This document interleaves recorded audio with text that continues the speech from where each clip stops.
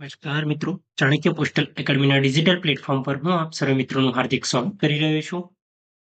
મિત્રો, ધોરણ 10 પાસ વિદ્યાર્થીઓ માટે એક સુવર્ણ તક કહેવાય કે પરમનન્ટ કર્મચારી બનવા માટેનું જે દ્વાર ખુલતું હોય, કાયમી નોકરિયાત બનવા માટેનું, એટલે કે જીડીએસ ની એક રિક્રુટમેન્ટ ભારત સરકારના પોસ્ટ વિભાગ દ્વારા બહાર પાડવામાં આવી છે, જેની અંદર ઓલમોસ્ટ 21,413 જેવી વેકેન્સી આવેલી છે. કે જેની અંદર આપણા ગુજરાત સર્કલની અંદર વાત કરું તો 1203 જેવી વેકેન્સી આવેલી છે. જેના એપ્લિકેશનના ફોર્મ ઓનલાઈન ભરવાની શરૂઆત 10/2/2025 થી થશે અને એની અંતિમ તારીખ 3/3/2025 છે. કે જેનું નોટિફિકેશન આપણે જોઈએ તો 7 ફેબ્રુઆરીએ બહાર આવ્યું હતું ગ્રામીણ ડાક સેવકનું. બરાબર છે મિત્રો, જેની અંદર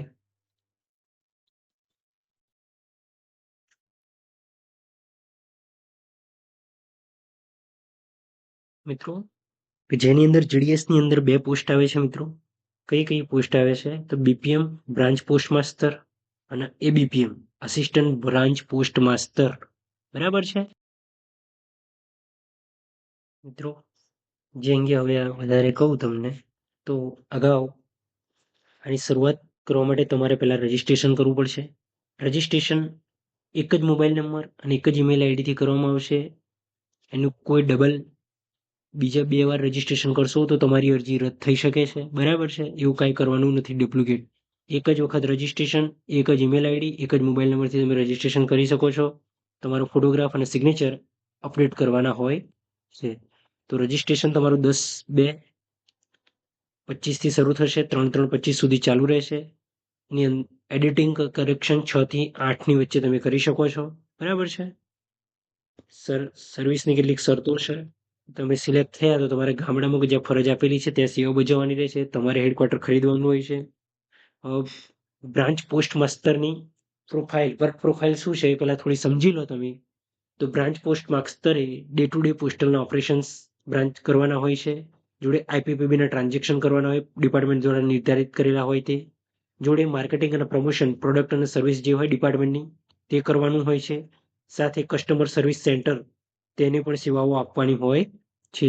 બીજું જો સિંગલ હેન્ડેડ બીઓ છે તો બીપીએમએ ઓફિસના સ્મૂથ વર્કિંગ માટે મેલ કન્વેન્સ અને મેલ ડિલિવરીનું કામ પણ કરવાનું હોય છે.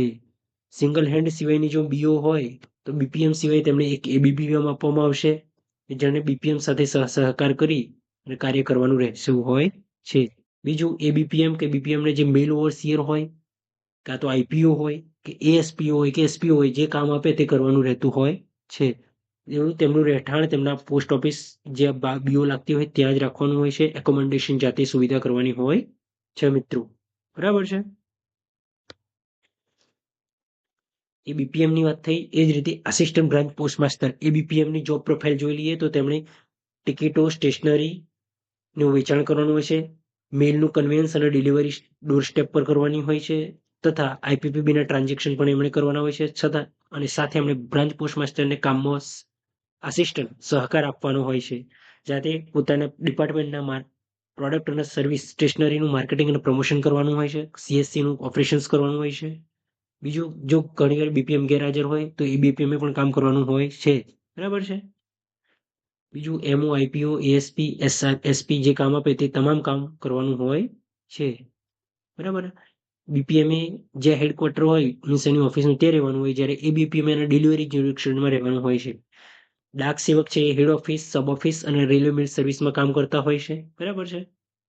તેમને પણ દરેક કામ કરવાના હોય છે. આ એમની જોબ પ્રોફાઇલ થઈ મિત્રો.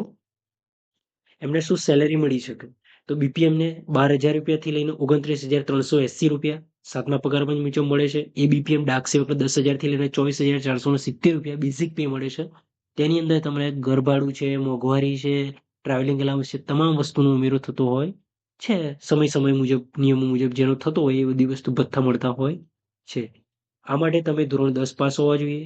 તમારી મિનિમમ ઉંમર, લઘુત્તમ ઉંમર 18 વર્ષની હોવી જોઈએ. મહત્તમ 40 વર્ષના હોવા જોઈએ. મહત્તમ ઉંમરમાં રિલેક્સેશન તમારા કાસ્ટ સર્ટિફિકેટ અને વય મર્યાદા મુજબ આપવા પાત્ર છે, જે નીચે દર્શાવેલ છે. તો જો તમે એસસી એસટીમાં છો તો 5 વર્ષની ઉપલી વય મર્યાદામાં છૂટછાટ છે. ઓબીસીમાં છો તો 3 વર્ષ. ઈડબ્લ્યુએસ ને કોઈ વય મર્યાદા નથી. પર્સન વિથ પીડબ્લ્યુડીમાં છે તો 10 વર્ષ મળી શકે છે. પીડબ્લ્યુડી પ્લસ ઓબીસી છે તો 13 વર્ષ મળશે. અને પીડબ્લ્યુડી પ્લસ એસસી એસટી છે તો 15 વર્ષની છૂટછાટ ઉંમરમાં મળવા પાત્ર છે.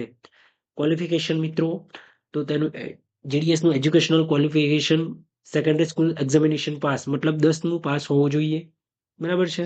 અને તેને લોકલ લેંગ્વેજનું જ્ઞાન હોવું જોઈએ. જ્યાં પણ એપ્લાય કરતા હોય જે ડિવિઝન કે જે સ્ટેટમાં, ત્યાંની લોકલ લેંગ્વેજનું જ્ઞાન હોવું જરૂરી છે. બીજું, એને અન્ય ક્વોલિફિકેશનમાં કોમ્પ્યુટરનું જ્ઞાન હોવું જોઈએ, સાયકલ ચલાવતા આવડવી હોવી જોઈએ, અને જીવન એડિક્યુએટ લાઇવલીહુડ મીન્સ વ્યવહારુ જીવનનું જ્ઞાન હોવું જરૂરી છે. SC ST OBC PWD EWS ને રિઝર્વેશન મળવા પાત્ર છે. એમના ક્રાઇટેરિયા મુજબ એમના સર્ટિફિકેટના ફોર્મેટ નોટિફિકેશનમાં નીચે દર્શાવેલા છે એ મુજબનું જ હોય છે મિત્રો, બરાબર છે. એને બીપીએમ એબીપીએમ ડાક સેવામાં તમે જો પીએચમાં છો તો ABCD 4 કેટેગરીમાં તમારે પીએચ હોય છે, એ મુજબની સીટો ફાળવેલી હોય છે. હવે એને ઓનલાઈન એપ્લાય કરવાનું હોય છે. એનું સિલેક્શન ક્રાઇટેરિયા ઓનલાઈન સિલેક્શન થયા પછી તમને મેરિટ બેઝ સિલેક્શન મળે છે. સિલેક્શનમાં તમારે કોઈ પણ સર્કલમાં એક જ ડિવિઝનની અંદર આવેલી પોસ્ટ ઓફિસોનું સિલેક્ટ કરવાની છે, અને એની અંદર તમારે પ્રેફરન્સ 1 2 3 4 એવું આપવાનું હોય છે. અને એમાં તમે જે પ્રેફરન્સમાં આવતા હશો એ મુજબ તમને સિલેક્શન મળી શકે છે મિત્રો, બરાબર છે.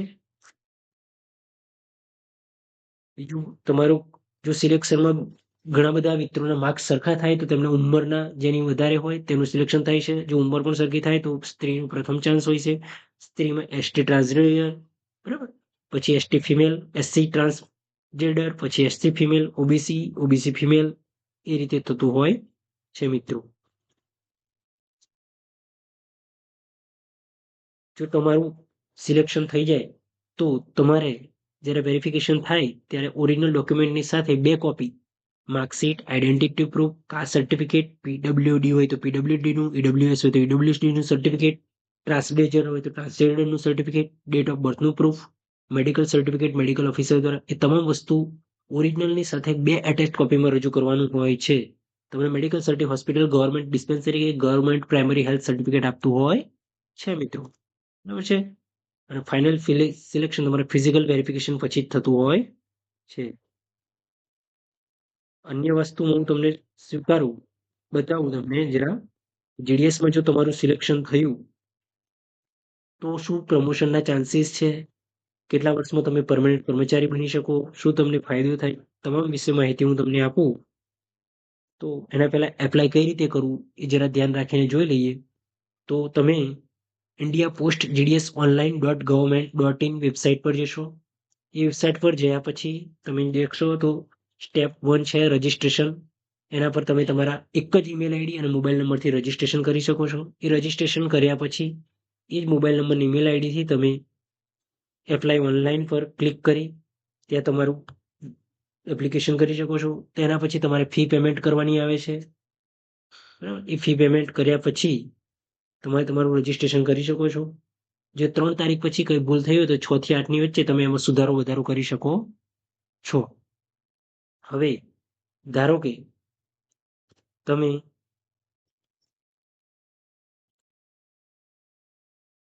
જો વાત કરું તો આપણે ગુજરાત સરકારની અંદર 1200 જેવી વેકેન્સી આવેલી છે, કે જેમાં તમને જો ડિવિઝન વાઇઝ વેકેન્સી પેલા બતાવી દઉં તો અમદાવાદ સિટીની અંદર 18 છે, અમરેલીમાં 65 જેવી છે, આણંદમાં 23 જેવી, બનાસકાંઠામાં 87 છે, બારડોલી ડિવિઝનમાં 83, ભરૂચમાં 106 વેકેન્સી છે, ભાવનગરમાં 46, ગાંધીનગરમાં 74, ગોંડલમાં 41, જામનગરમાં 40, જુનાગઢમાં 33, ખેડા 49, કચ્છ 81, મહેસાણા 34, નવસારી 24, પંચમહાલમાં 47 છે, પાટણમાં 29 જેવી છે, પોરબંદરમાં 24, રાજકોટમાં 44 છે. આરએમએસના અમદાવાદ, રાજકોટ અને વેસ્ટ ડિવિઝન 3 ડિવિઝન આપણે ત્યાં આવેલા છે.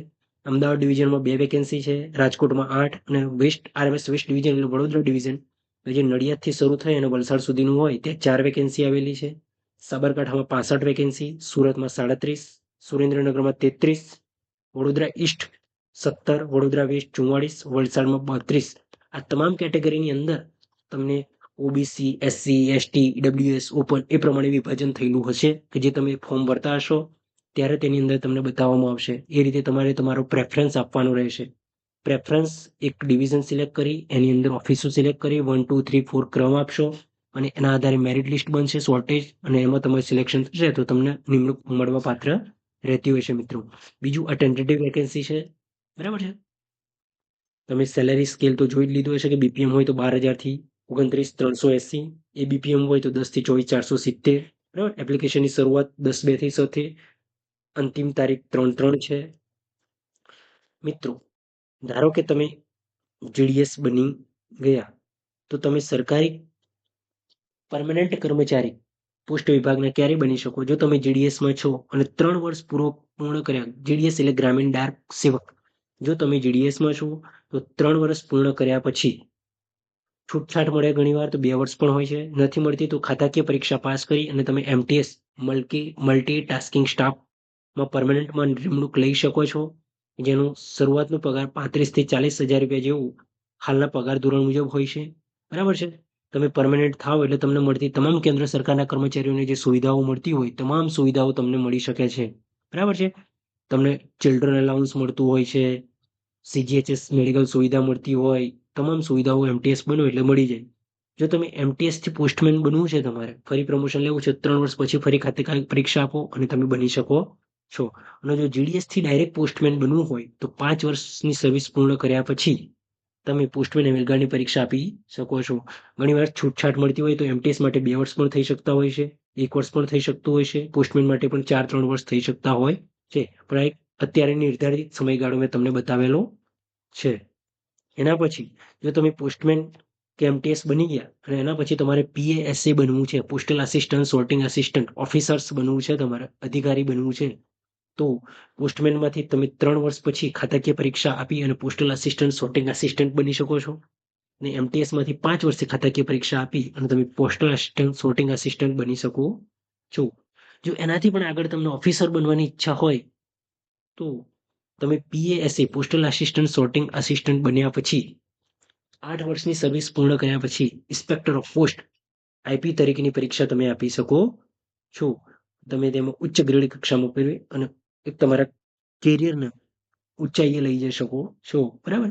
આઈપી પછી તમે ગ્રુપ બી ની ઓફિસર આપી અને સુપરિન્ટેન્ડન્ટ સુધી જઈ શકો છો. મતલબ જો તમે જીડીએસ બની ગયા તો તમારા માટે અહીંયા વિશાળ તકો ઉપલબ્ધ છે.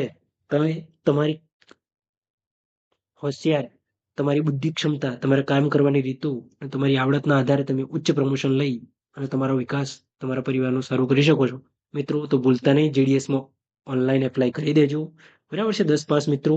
એટલે તમારે ખાતાકીય પરીક્ષાઓ માટે જો માર્ગદર્શન જોઈતું હોય તો ગુજરાતમાં એકમાત્ર ગુજરાતીમાં ઇન્ફોર્મેશન પ્રોવાઈડ કરતી એકેડમી છે, ટીચિંગ આપતી આપણી ઓનલાઈન એકેડમી છે, ચાણક્ય પોસ્ટલ એકેડમી, જ્યાં તમને તમામ માર્ગદર્શન આપવામાં આવતું હોય છે. અમારી બુક્સ તેમજ વિડીયો લેક્ચર, ટેસ્ટ સિરીઝ તમામ વસ્તુ ઉપલબ્ધ હોય છે, જેનો તમે એડવાન્સમાં લાગ્યા પછી તરત જ એનો ઉપયોગ કરી અગાઉથી તૈયારી કરી શકો છો. કારણ સ્પર્ધા દિવસે ને દિવસે વધતી જતી હોય છે, તો તેનો તમે ફાયદો ઉઠાવી શકો છો. જય હિન્દ, જય ભારત.